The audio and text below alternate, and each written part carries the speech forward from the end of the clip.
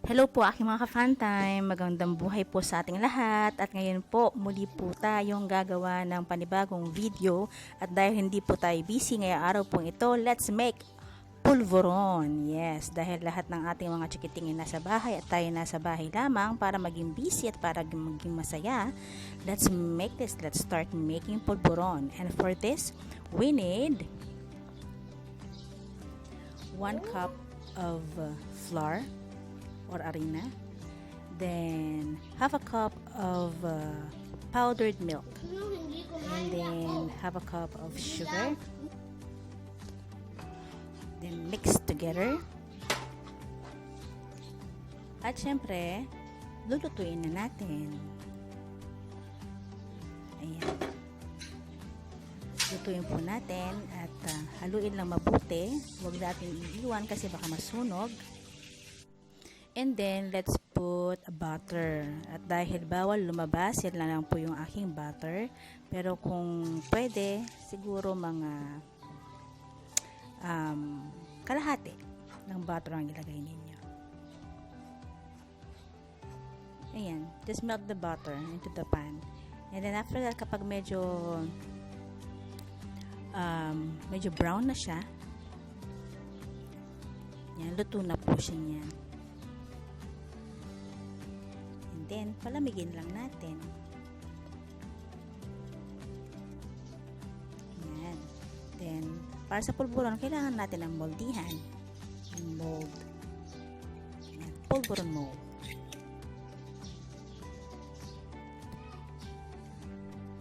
Let's try. Ayan. Yung pong ginawa ko, dahil konti lang po yung butter na nailagay ko, medyo, siya, hindi siya nagiging matigas. Yan. Wait lang, nagre-record pa ako.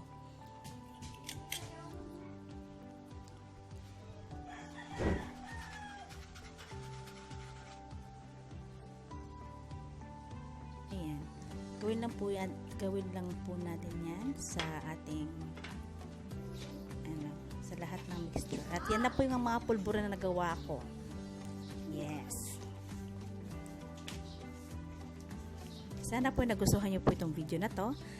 At hope that you will subscribe to my channel. And then like, then comment na rin po. Yan, for the taste test. Yan. Good. Masarap daw. Yan. Thank you for watching po. God bless us all, and I hope that everything